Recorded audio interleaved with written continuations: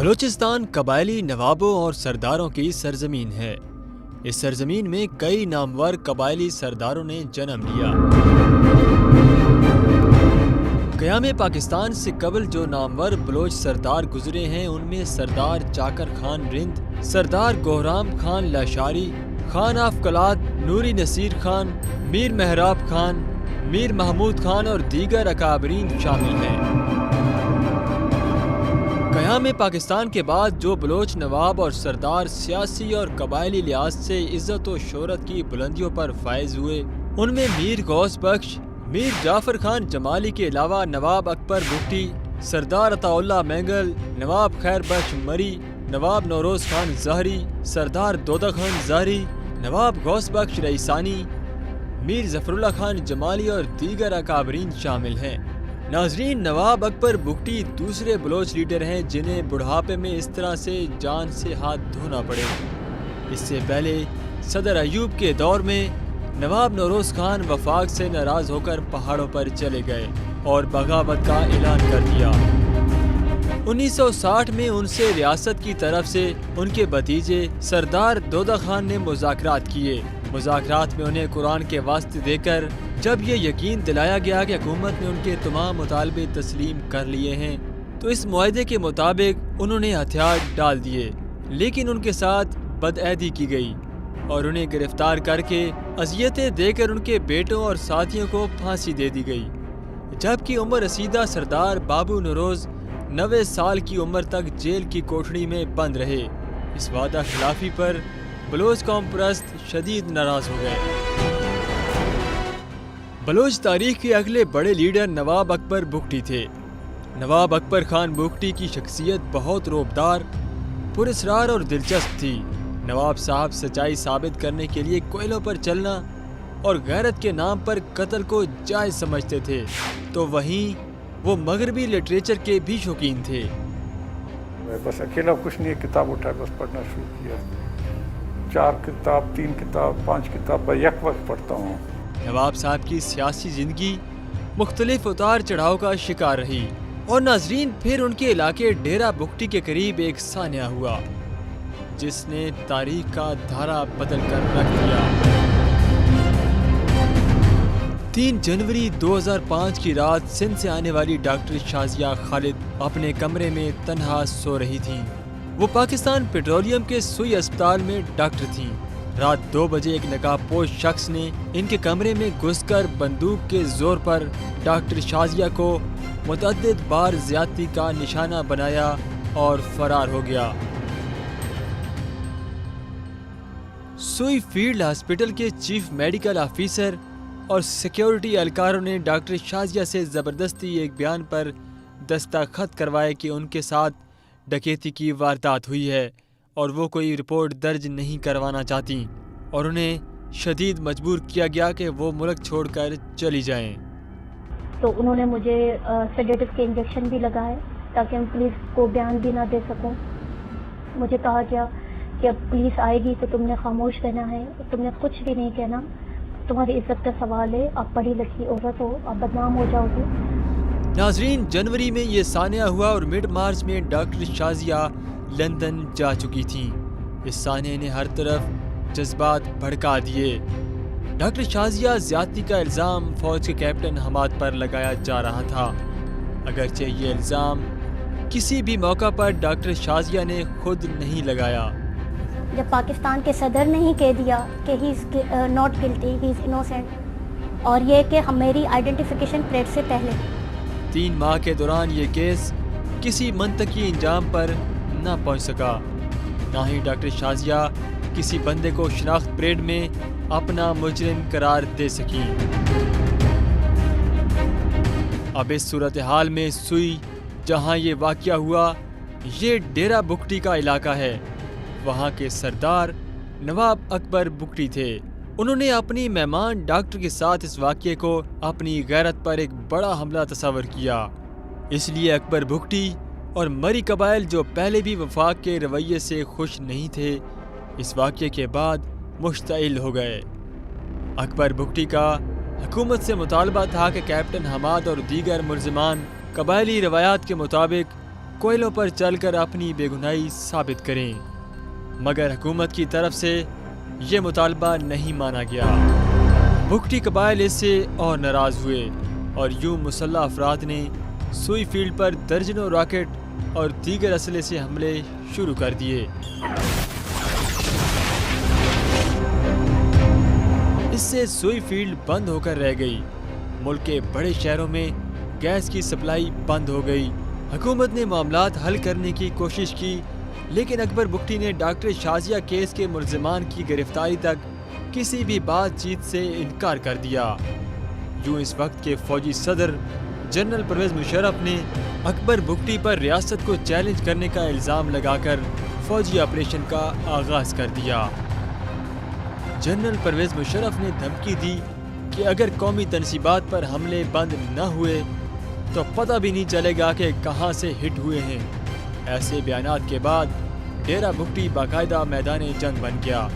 پھر 17 مارچ کو ڈیرہ بگٹی پر ایک بڑا حملہ ہوا، جس میں نواب اکبر بگٹی کے مطابق 70 سے زائد لوگ ہلاک ہوئے۔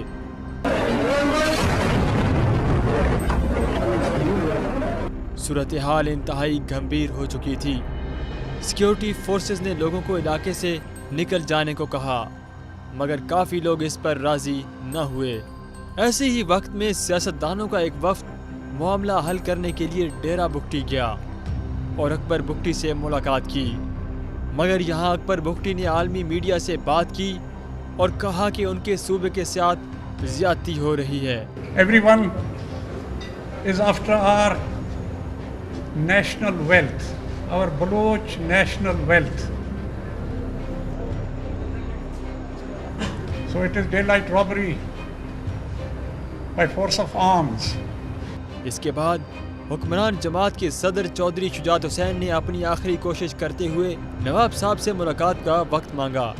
اس کے جواب میں نواب اکبر بگٹی نے کہا، آپ کے رابطہ کرنے سے کیا وہ 60 افراد جو ایف سی کی فائرنگ سے 3 روز پہلے جاں بحق ہو گئے ہیں، کیا وہ زندہ ہو جائیں گے؟ بہرحال اس رابطے کے 1-2 دن بعد چودھری شجاعت حسین نواب صاحب سے ملنے ڈیرہ بگٹی چلے گئے۔ اس وقت ڈیرہ بگٹی ایک مکمل میدان جنگ کا منظر پیش کر رہا تھا۔ ان حالات میں چودھری شجاعت حسین ڈیرہ بگٹی پہنچے۔ 3-4 گھنٹے جاری رہنے والے ان مذاکرات میں نواب صاحب نے کافی مطالبات پیش کیے، جن میں بات ڈاکٹر شازیہ والے واقعے سے کہیں آگے چلی گئی۔ بہرحال چودھری شجاعت اور ساتھیوں نے 3-4 دن کا وقت مانگا اور واپس اسلام آباد چلے گئے۔ اس کے بعد حالات ایسے لگنا شروع ہو گئے تھے کہ شاید اب مسئلہ بڑی جلدی حل ہو جائے گا۔ اس سے بھی بڑھ کر چودھری شجاعت نے یہ کیا کہ اسلام آباد میں اکبر بگٹی اور جنرل پرویز مشرف کی 1 on 1 ملاقات کا بندوبست بھی کر دیا۔ اکبر بگٹی ملاقات کے لیے تیار تھے۔ اس سلسلے میں ایک جہاز ڈیرہ بگٹی بھیجا گیا، جس پر اکبر بگٹی کو اسلام آباد لایا جانا تھا۔ اب اس وقت جب اکبر بگٹی اسلام آباد آنے کی تیاری کر رہے تھے تو انہیں اسلام آباد صدر ہاؤس سے ایک کال آئی۔ ان کو بتایا گیا کہ ان کو لانے والا جہاز خراب ہو گیا ہے، اس لیے یہ ملاقات منسوخ کی جاتی ہے۔ اکبر بگٹی کہتے ہیں کہ اس کال کے بعد وہی جہاز جو ان کو لینے آیا تھا، اس کال کے آدھے گھنٹے بعد فضا میں اڑ رہا تھا۔ اس سے یہ بات واضح ہو چکی تھی کہ کہیں اکبر بگٹی کو مارنے کا فیصلہ ہو چکا تھا۔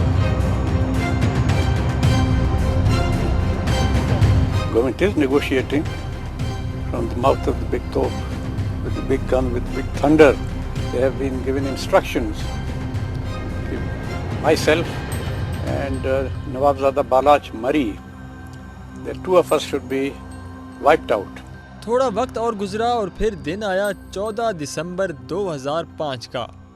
صدر مشرف ڈیرہ بگٹی کے اوپر بلوچستان کے علاقے کوہلو میں فرنٹیئر کور کی پوسٹوں کا دورہ کر رہے تھے۔ اس وقت ان کے ہیلی کاپٹر پر 6 سے 8 راکٹ فائر کیے گئے، مگر وہ محفوظ رہے۔ اس کے 1 روز بعد ہی ایک اور فوجی ہیلی کاپٹر پر راکٹ فائر کیے گئے۔ ان واقعات کے 3 دن بعد جنرل مشرف نے اکبر بگٹی کے خلاف فل سکیل آپریشن شروع کر دیا۔ ان تمام علاقوں میں میڈیا کی رسائی مکمل طور پر بند کر دی گئی۔ بمباری اور انفراسٹرکچر کے تباہ ہونے کی وجہ سے مقامی آبادی علاقہ چھوڑنے پر مجبور ہو گئی۔ خود حکومت نے کہا ہے کہ جنرل گئے تھے کولو विज़िट करने और वहाँ कुछ गोले इर्द गिर्द गिराए गए और फिर ओपनली कहा उन्होंने कि इसका बदला हमने लेना है, इसका रिवेंज लेना है। दिसंबर 2005 से कोलू का राब्ता मुल्क के दीगर इलाकों से कट चुका था। खाने पीने और दीगर अशियाए ज़रूरिया की शदीद किल्लत पैदा हो चुकी थी। दूसरी तरफ बलोच कौम परस्त गैस पाइप लाइनों, ग्रिड स्टेशंस और रेलवे लाइनों को अपने हमलों का निशाना बना रहे थे। 2005 की अवाखिर तक 187 बम ब्लास्ट, 275 रॉकेट हमले, 8 गैस पाइप लाइन पर हमले, बिजली फराहम करने वाली लाइन्स पर 38 हमले और रेलवे लाइन्स पर 19 हमले हो चुके थे, मगर यह ऑपरेशन इसी तरह जारी था।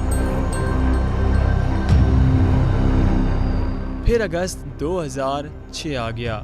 इस वक्त तक अकबर बुगटी अपने डेरे यानी डेरा बुगटी से 150 किलोमीटर दूर कोहलू जा चुके थे। यहाँ के पहाड़ों में वो अपने जंगजुओं के साथ किसी नामालूम जगह पर मौजूद थे। यहाँ उनको तलाश करना एक मुश्किल काम था। बिल आखिर सिक्योरिटी एजेंसीज ने मकामी गाइड्स की मदद से 26 अगस्त को उन्हें लोकेट कर लिया। ISPR के मुताबिक 7 फौजी एहलकार इस अंदर से मुड़े हुए गार के करीब पहुंचे, लेकिन इससे पहले कि ये एहलकार गार के अंदर दाखिल होते, गार की छत अचानक बैठ गई और वहाँ मौजूद सब के सब लोग इसमें दफन हो गए। ये भी कहा जाता है कि गार के ऊपर रॉकेट या मिसाइल से हमला किया गया, जिसकी वजह से गार बैठ गई। अगले दिन की एक अखबार की तस्वीर मुलाहिजा करें। इस वाक़ये के 6 दिन बाद अकबर बुगटी की लाश को गार से बरामद करने का दावा किया गया। 26th of August, Akbar Bugti got killed in an operation. इनकी मैयत को बुगटी खानदान के हवाले नहीं किया गया, बल्कि एक ताला लगे ताबूत में मकामी इंतजामिया की ज़ेर निगरानी नमाज जनाजा के बाद दफन कर दिया गया। बुगटी की मौत के बाद मुशर्रफ ने खुलम खुलम कहा कि जो कुछ किया ठीक किया, दोबारा भी मौका मिला तो ऐसा ही करूँगा। कोई गलती नहीं हुई, बिल्कुल सही हुआ जो बुगटी का वहाँ हुआ है बलूचिस्तान में। No wrong was done, it was right. और अगर दोबारा कभी मौका मिला, ऐसी बात हुई, दोबारा वही करूँगा, दोबारा वैसे ही कुछ लेकर ऊपर पाकिस्तान पर चैलेंज करेंगे।